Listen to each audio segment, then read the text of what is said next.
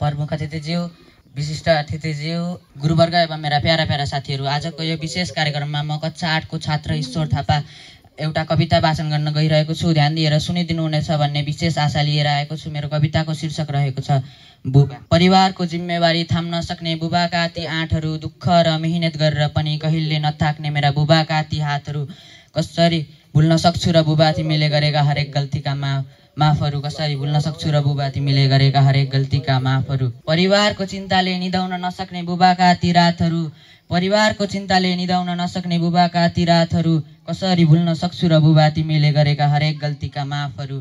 चन्द्रमामा लागेको दाग जसरी बाबा तिम्रो इज्जतमा दाग लाग्न दिने छैन कहिले। चन्द्रमामा लागेको दाग जसरी बाबा तिम्रो इज्जतमा दाग लाग्न दिने छैन कहिले। बाबा तिमी छौ र पो म छु, तिमी छैनौ भने म आफू नै रहेन कहिले। बाबा तिमी छौ र पो म छु, तिमी छैनौ भने आफू नै रहेन कहिले। मेरो बाबाको जति बयान गरौ त्यति नै कम छ, मेरो बाबाको जति नै बयान गरौ त्यति नै कम छ। मलाई मेरो बाबाको एक साहसी छोरो बनेर नाम रोशन गराउन मन छ, मलाई मेरो बाबाको एक साहसी छोरो बनेर नाम रोशन गराउन मन छ। बाबा हजुरको जति नै तारिफ गरौ त्यति नै कम छ, बाबा हजुरको जति नै तारिफ गरौ त्यति नै कम छ। तपाईसँग एकचोटि अङ्गालो मारेर रमाउन मन छ, तपाईसँग एकचोटि अङ्गालो मारेर रमाउन मन छ। अरूले प्रश्न गर्दा तिम्रो हिरो को हो भनेर मनमा हजुरकै नाम आउँछ।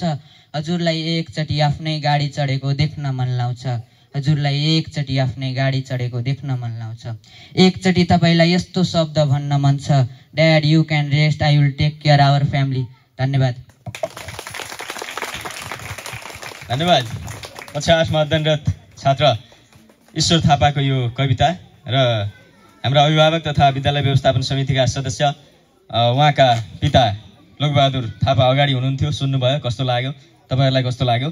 पक्कै पनि हामीले विद्यालयमा प्राप्त स्रोत साधन र हाम्रो क्षमताले भएसम्म विद्यार्थीहरूलाई विभिन्न खालका प्रतिभाहरू विकास गर्नका लागि प्रयत्नशील छौँ।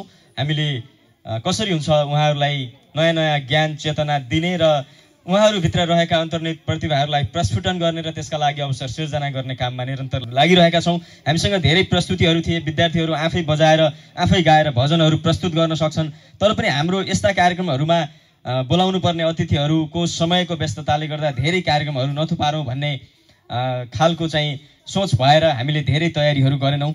अझै विद्यार्थीको तर्फबाट प्रस्तुत हुने अङ्ग्रेजी स्पिच पनि हामीसँग छ। त्यसभन्दा अगाडि सामाजिक परीक्षण प्रतिवेदन सार्वजनिकीकरण तथा प्रविधिकरणको अनुसूची 1 र 2 प्रस्तुत गरिदिनु हुन यो सामाजिक परीक्षणको लागि बनेको विज्ञ समितिका सदस्य तथा यस विद्यालयका शिक्षक आदरणीय विष्णु प्रसाद पोखरेलज्यूलाई हार्दिक अनुरोध गर्दछु।